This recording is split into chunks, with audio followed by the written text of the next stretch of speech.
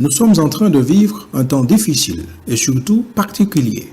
Nous assistons au déclin progressif du système humain, c'est-à-dire l'ensemble de structures de pouvoir et de gouvernement de l'homme sont en voie de disparition.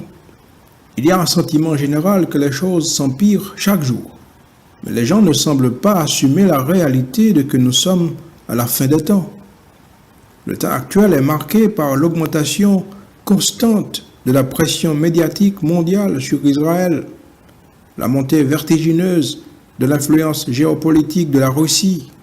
Notre temps est aussi marqué par le mépris de l'homme pour Dieu et l'Évangile et l'abandon des valeurs judéo-chrétiennes. Ces indicateurs marquent la particularité de l'heure actuelle. À tout cela, nous pouvons ajouter les effets des conflits de guerre qui ont transformé le Moyen-Orient en une poudrière et un véritable foyer de déstabilisation mondiale. Il y a aussi partout des crises économiques qui se succèdent en cascade.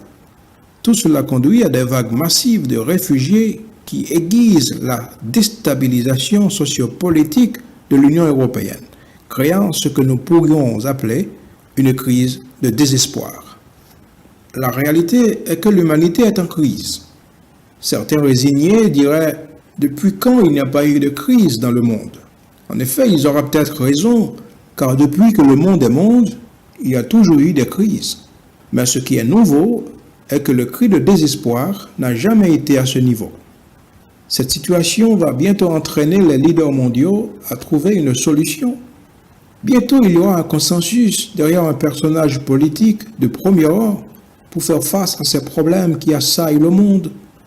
Il est très probable que cela, au moment même que je parle, se débatte dans des réunions secrètes de haut niveau. Il y a même des gens qui le disent à haute voix. Par exemple, l'ancien secrétaire des Nations Unies a dit textuellement, et je cite, « Il est impératif qu'en ce temps s'émerge un nouveau leadership mondial qui soit capable d'établir un nouvel ordre mondial. Qu'il vienne de Dieu ou de l'enfer même, nous l'accueillerons les bras ouverts. » Fin de citation. Quand il s'agit d'un secrétaire général des Nations Unies qui parle de cette manière, cela signifie que l'Antichrist est déjà un homme adulte et l'enlèvement de l'Église est proche. Comme Israël est la mise au point du plan de Dieu pour l'humanité et le monde, ce pays sera l'un des protagonistes et sera au centre du conflit. C'est étonnant qu'Israël, un morceau de terre sans ressources naturelles, dont la moitié du territoire est presque déserte, puisse être une sorte de régulateur et le baromètre de l'activité politique mondiale. Israël a toujours été une attraction, mais aussi une pierre d'achoppement pour toutes les puissances du monde. Israël est la pierre angulaire des prophéties du dernier temps. Il est l'horloge de Dieu pour marquer le temps. En plus, Israël est le seul pays qui connaît son histoire, non seulement au passé, mais aussi au futur. Le deuxième protagoniste de cette grande guerre sera la Russie. La Bible parle de Gog de Magog. Il faut signaler que Magog est le nom donné à un vaste territoire situé entre l'extrême nord de l'Europe et l'Asie, qui est l'actuelle Russie. Et Gog signifie gouverneur ou président. Donc, traduit littéralement, Gog de Magog signifie le gouverneur ou le président de la Russie. Ézéchiel 38 et 39 parlent avec beaucoup de détails sur cette guerre. Il dit que la Russie ne viendra pas seule, mais accompagnée de beaucoup de nations. On parle de Méchec et de Tubal, de la Perse, de Cush, de Put, de Gomer, Togarma, Séba et Dédan. Ces noms représentent dans la généalogie biblique les ancêtres de la Russie d'aujourd'hui et certaines de ses républiques fédérées, et des pays comme l'Iran, l'Irak, le Soudan, l'Éthiopie, la Libye, la Syrie, la Turquie, etc. Tous ces pays sont des pays musulmans et les ennemis naturels d'Israël. Nous devons aussi considérer que la Russie est un allié presque naturel de ces pays musulmans, parce que dans la Fédération russe, il existe plusieurs républiques qui sont essentiellement musulmanes. Et on calcule que l'islam est la deuxième religion ayant plus d'adeptes en Russie.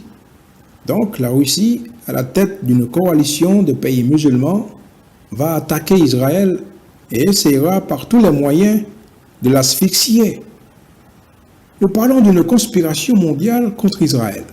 L'objectif sera la destruction d'Israël. Ce jour-là, Israël n'aura pas d'alliés. Seul Dieu défendra Israël.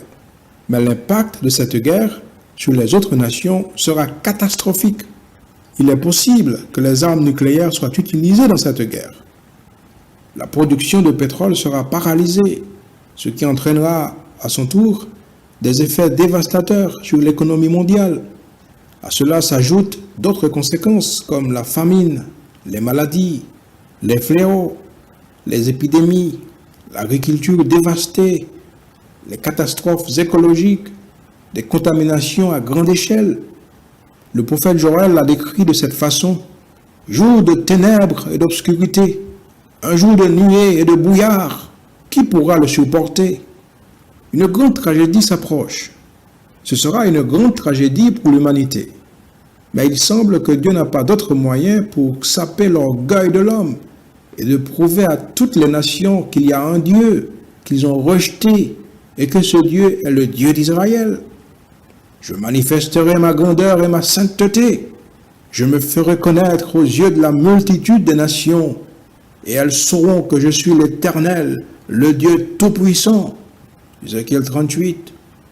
Je ferai connaître mon saint nom au milieu de mon peuple d'Israël, et je ne laisserai plus jamais profaner mon saint nom. Et les nations sauront que je suis l'Éternel, le Saint en Israël. Ézéchiel 39. Et dès ce jour et à l'avenir, la maison d'Israël saura que je suis l'Éternel, son Dieu. Voilà, Dieu se fera connaître à tout le monde à travers cette guerre que Dieu existait. Ce qui est surprenant est que la Russie, après la chute du communisme, après de longues années de léthargie, a réapparu. Maintenant, elle est revenue comme un grand loup imparable. En d'autres termes, la Russie est de retour sur la scène mondiale en tant que superpuissance. Et ce qui est encore plus surprenant est que tout lui va bien. La Russie est allée là où l'Empire soviétique, dans toute sa gloire, n'aurait pas osé. La Russie d'aujourd'hui, en un si court de temps, a obtenu ce que l'Union soviétique en 50 ans n'avait pas réalisé. Tout cela montre que la grande bataille prophétisée dans Ézéchiel 38 et 39 est en train de prendre forme. Donc, nous pouvons nous attendre qu'à n'importe quel moment, cette guerre peut s'éclater, car les principaux acteurs sont pratiquement tous sur le pied de guerre. Premièrement, les Juifs depuis longtemps sont revenus pour reconstruire la nation. Israël est aujourd'hui l'une des nations les plus puissantes dans le monde. Alors souvenez-vous de la parabole de Jésus. Lorsque la branche du figuier est tendre et que les feuilles poussent, vous savez que l'été est proche. Deuxièmement, la Russie est déjà de retour sur la scène mondiale, cette fois-ci avec plus de force. La Russie, sans doute, est le pays le plus influent dans le Moyen-Orient actuellement. Et elle inspire confiance aux voisins hostiles d'Israël, qui attendent seulement le jour et l'heure pour former avec la Russie une grande armée pour envahir Israël. Plus récemment, la Russie a utilisé sa force pour amputer de l'Ukraine une partie de son territoire qui est la Crimée. La Crimée est une zone stratégique pour une intervention militaire rapide et réussie au Moyen-Orient. Si l'on regarde la carte, on peut voir que la Crimée n'est séparée de la Turquie que par un détroit, une courte traversée de mer d'à peine 1000 km. Depuis la Turquie, c'est plus facile et plus rapide d'arriver au Moyen-Orient, et on est à un pas à Israël. Ainsi, dans la perspective biblique, ces mouvements sont des scénarios parfaits pour l'accomplissement de la prophétie d'Ézéchiel 38 et 39. Donc, tout cela indique que le temps s'accélère. Les heures passent très vite. Maranatha, Maranatha, le Seigneur vient.